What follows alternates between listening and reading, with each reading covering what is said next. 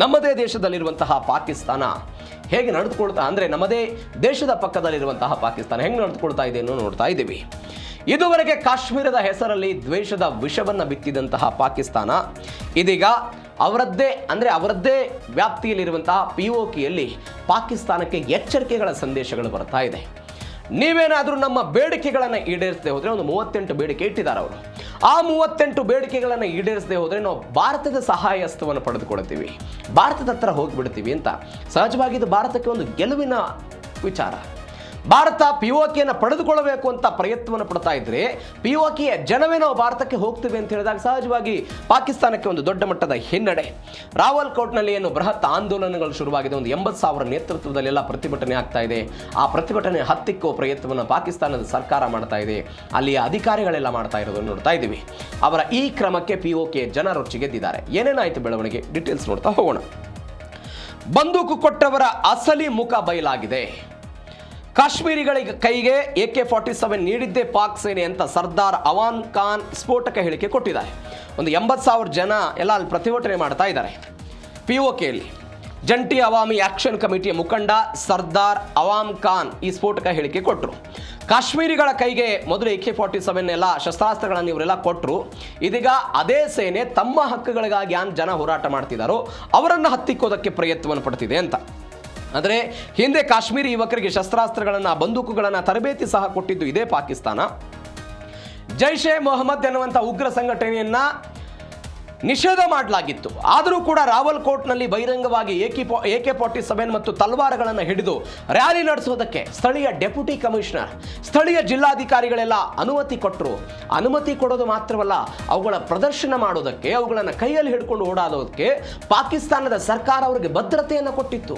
ಈ ಭದ್ರತೆಯನ್ನು ಕೊಟ್ಟು AK-47 ಹಿಡ್ಕೊಂಡು ನೀವೆಲ್ಲ ಓಡಾಡಬೇಕು ಅಂತ ಪ್ರಚೋದನೆ ಮಾಡಿದ್ದಂತಹ ಪಾಕಿಸ್ತಾನ ಇವತ್ತು ಯಾವ ಜನ ಹಕ್ಕಿಗಾಗಿ ಹೋರಾಟ ಮಾಡ್ತಿದ್ದಾರಲ್ಲ ಅವರ ವಿರುದ್ಧ ಕ್ರಮವನ್ನು ತೆಗೆದುಕೊಳ್ತಾ ಇದೆ.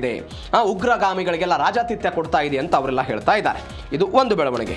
ಮತ್ತೊಂದು ಬೆಳವಣಿಗೆ, ಪಾಕ್ಗೆ ಕಡೆಯ ಎಚ್ಚರಿಕೆಯನ್ನ ಕೊಟ್ಟಿದ್ದಾರೆ, ಭಾರತಕ್ಕೆ ಆಹ್ವಾನ ಅಂತ ಹೇಳ್ತಾ ಇದ್ದಾರೆ.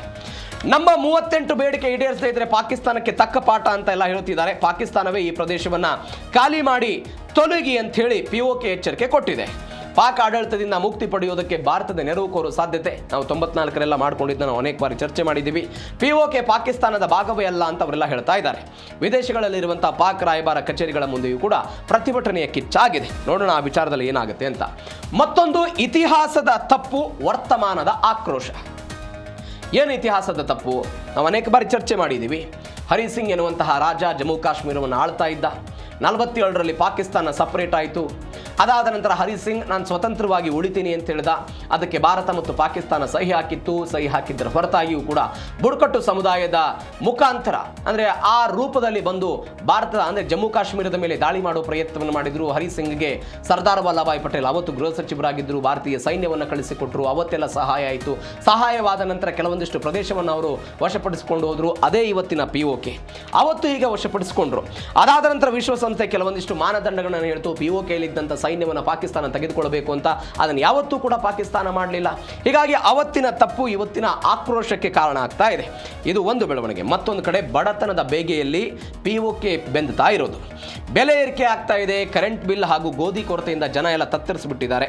CPEC ಹೆಸರಲ್ಲಿ ಚೀನಾಗೆ POK ಸಂಪನ್ಮೂಲ ಅಂದರೆ ಒಂದು ಆರ್ಥಿಕ ಕಾರಿಡಾರ್ ಏನು ಮಾಡ್ಕೊಂಡಿದ್ದಾರೆ. ಆ ಮುಖಾಂತರ POKಯ ಎಲ್ಲ ಈ ಸಂಪನ್ಮೂಲಗಳು, ಖನಿಜ ಸಂಪನ್ಮೂಲಗಳೆಲ್ಲ ಹೋಗ್ತಾ ಇದೆ. ಸ್ಥಳೀಯರಿಗೆ ಕೆಲಸ ಇಲ್ಲ, ಅನ್ನ ಇಲ್ಲ, ಕುಡಿಯೋದಕ್ಕೆ ನೀರಿಲ್ಲ, ಇದೆಲ್ಲ ಆಗ್ತಾ ಇರೋದು. ಹೀಗಾಗಿ POKಯಲ್ಲಿ ಭಾರತದ ಪರವಾಗಿ ಇದೀಗ ಘೋಷಣೆಗಳು ಮೊಳಗ್ತಾ ಇದೆ. ಅವರಿಗೆ ಈ ಗೋಧಿ ಹಿಟ್ಟು ಸಬ್ಸಿಡಿ ದರದಲ್ಲಿ ಕೊಡ್ತಿತ್ತಲ್ಲ, ಅದನ್ನು ಕೂಡ ಅಲ್ಲಿಯ ಪಾಕಿಸ್ತಾನ ಸರ್ಕಾರ ಬಂದ್ ಮಾಡಿದೆ. ಇಲ್ಲಿಯ ಸಂಪನ್ಮೂಲಗಳನ್ನು ತೆಗೆದುಕೊಂಡು ಹೋಗಿ ಬೇರೆ ಬೇರೆ ಪ್ರದೇಶಗಳಲ್ಲಿ ಕೊಡುವಂಥದ್ದು. ಬೇರೆ ಬೇರೆ ಪ್ರದೇಶದ ಜನ ಬಂದು ಕೂಡ ಇಲ್ಲಿ ವಾಸ ಮಾಡೋದಕ್ಕೆ, ಅದು ಪಂಜಾಬ್ ಪ್ರಾಂತ್ಯದ ಜನ ಆಗಿರ್ಬೋದು, ಸಿಂಧ್ ಪ್ರಾಂತ್ಯದ ಜನ ಆಗಿರ್ಬೋದು, ಬೇರೆ ಬೇರೆದವರು ಕೂಡ POKಯಲ್ಲಿ ಬಂದು ನೆಲೆಸೋದಕ್ಕೆ ಅವರು ಒಂದು ಅವಕಾಶವನ್ನು ಮಾಡಿಕೊಡೋದು. ಆ ಮುಖಾಂತರ ತನ್ನ ಅಸ್ತಿತ್ವವನ್ನು ಉಳಿಸಿಕೊಳ್ಳುವ ಪ್ರಯತ್ನವನ್ನು ಪಾಕಿಸ್ತಾನ ಮಾಡ್ತಾ ಇದೆ. ಆದರೆ ಇದರ ವಿರುದ್ಧ ಜನ ಮಾತ್ರ ಇದೀಗ ದೊಡ್ಡ ಮಟ್ಟದಲ್ಲಿ ಹೋರಾಟವನ್ನು ಮಾಡ್ತಾ ಇದ್ದಾರೆ. ಭಾರತದ ಸಹಾಯ ಬೇಕಾದ್ರೆ ನಾವು ಹೋಗ್ತೀವಿ ಎನ್ನುವಂತಹ ನಿಟ್ಟಿನಲ್ಲಿ ಅವರು ಚರ್ಚೆ ಮಾಡ್ತಾ ಇದ್ದಾರೆ. ಇದು ಪಾಕಿಸ್ತಾನದ ಕತೆ ಇದು ಏನಾಗ್ತಾ ಇದೆ ಅಂತ.